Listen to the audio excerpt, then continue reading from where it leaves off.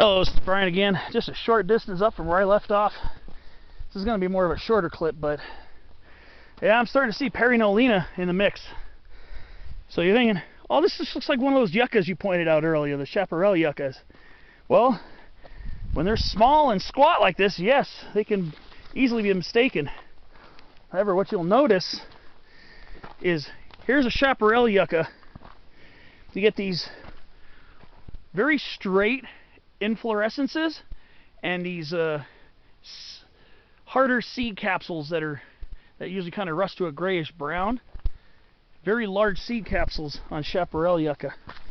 On Parry Nolinas, the seed capsules are papery and lighter colored. Woo! So this is a Parry. This is Nolina parryi, Parry's beargrass or Parry Nolinas. So as I'm climbing up these switchbacks, I've been starting to notice more of these. And then their leaves are also sharp tipped too, so be careful. However, their leaves kind of have a rough edge on them, a rough side. Chaparral yucca, let's see if I can touch this without pricking myself. Oh, Chaparral yucca does too. Kind of has a rough edge. But when you see inflorescences that are often kind of wavy, sometimes a little crooked, and sometimes they get huge. When Parry Nolinas get huge inflorescences, and the plants themselves can get up to, like, I think 10-15 feet tall and have huge trunks on them. I think one of the best places to probably see them would be Joshua Tree National Park. They have huge ones over there. I've never been there, so I haven't seen them, but you see this inflorescence is a little crooked, and you can see here they have trunks that go above the ground. You can see there's a trunk there. It's kind of hidden hidden under the thatch of leaves. So if you're up here trying to separate Hespero yucca whippley, the Chaparral yucca, from Parry Nolinas, those things might be able to help you out. And I'm still seeing Hollyleaf Cherry. We're climbing up quite a ways, and I'm still seeing Hollyleaf Cherry. Here's another example. See how this is all clumped? This is another Parry Nolinas right here, or Parry beargrass. As you can see, they do look very similar to Chaparral yucca. But again, if you see these little papery seed capsules, and the seeds are not flat black discs on Parry Nolinas, on Nolinas. Let's see something here. Ah, drat. I'm trying to see if I can see a seed. Seeds are light brown. See if I can brush it away. That little spot right there, that little brown spot, it's a rounded brown seed. Chaparral yucca seeds are flat black discs. So if you ever get confused, hopefully there'll be still some seed capsules on the plants to tell you. So this area is perfect because you can see the difference between Chaparral yucca and Parry Nolinas. Just one thing that's really amazed me on this hike so far is how much box elder maple grows down in that canyon, and how insanely high in elevation that I've been seeing these Hollyleaf cherries, and I'm still seeing them. Absolutely amazing how high up these guys are here in the San Jacinto Mountains. We've got to be probably at least 6,200 feet by now. I'd never expected to see them this high up. So it's quite interesting to see them this high up in elevation. I'm going to be, I took a picture, and I'm going to put a voucher on CalFlora, because I have an account on CalFlora, and I like to put vouchers for plants that I see where I normally wouldn't expect to see them. Usually plants that are higher up than their typical elevation range. And we got Hollyleaf redberry. I've seen this one above 6,000 feet several times though. That's Rhamnus ilicifolia. I see those above 6,000 feet. Not super often, but I've seen them as high as like 6,700, 6,800 feet in the San Gabriel Mountains before. You'll see a specimen or two on top of Granite Peak near Pacifico Mountain. There's one there, and then there's a couple specimens along the what was it? Where did I see them? Along the Pacific Crest Trail, going up from Vincent Gap, not towards Powell, but the opposite way. When you start going up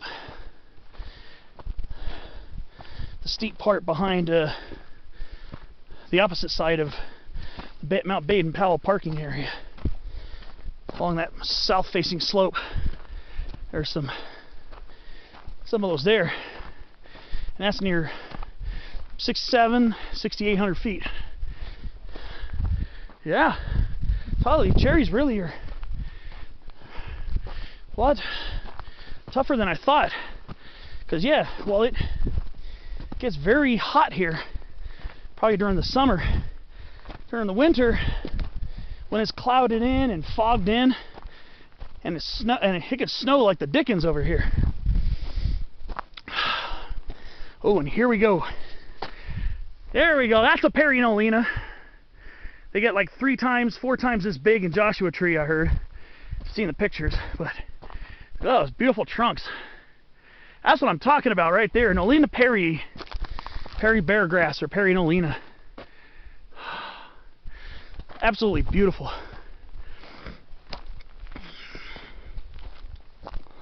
So it's just,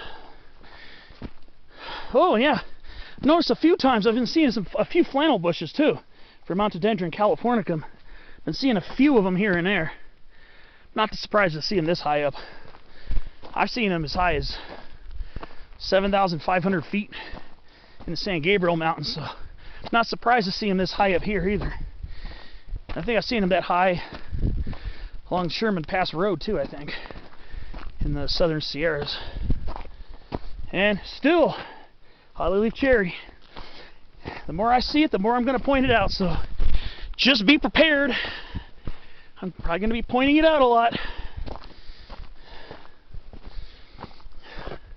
So if it's not your cup of tea, I do apologize. But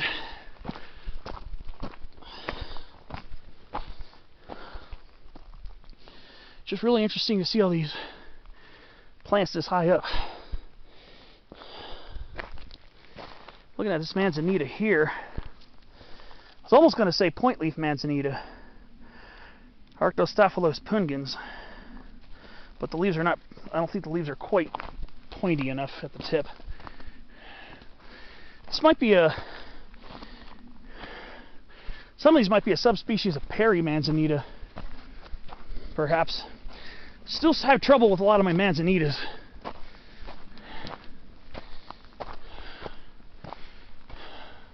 With all the video I'm recording today, be patient. It's going to take a while to upload all the video I have, so just be patient.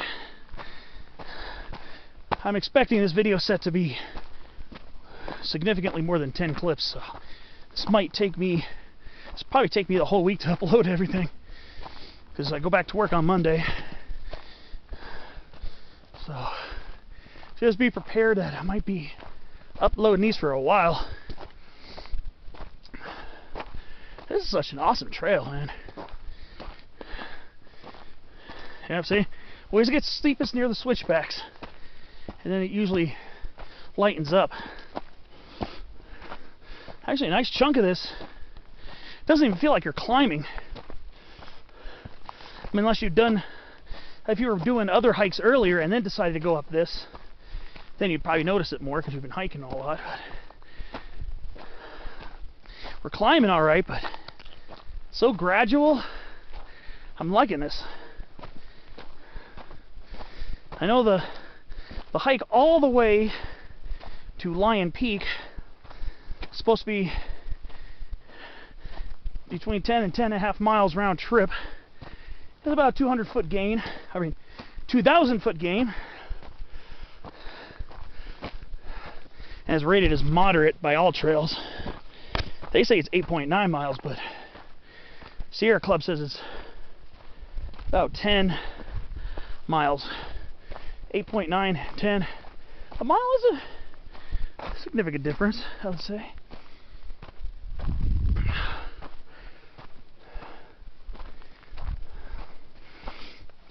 Alright. Not seeing much more redshanks.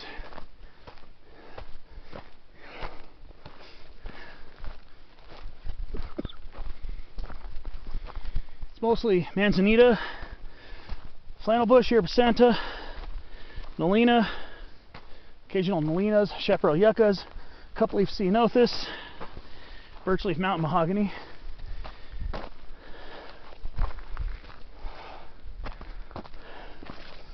Yeah. Ah, here we go. Yeah. You know I'm going to talk about it. It's another Hollyleaf Cherry. Absolutely amazing how high these Hollyleaf cherries are growing. It's absolutely amazing, to be honest.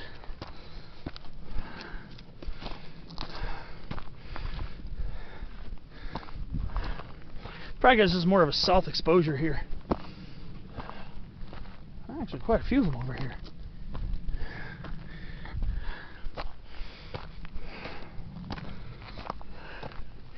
Wonder how high I'm going to see these.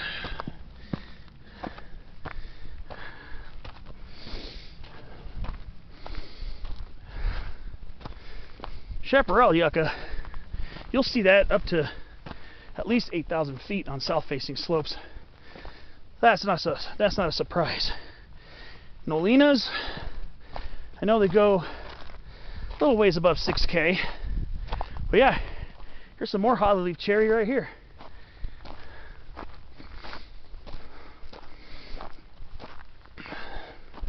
Hollyleaf Redberry too.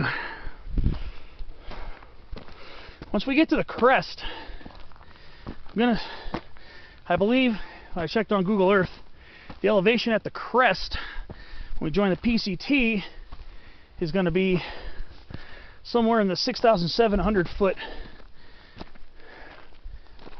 range.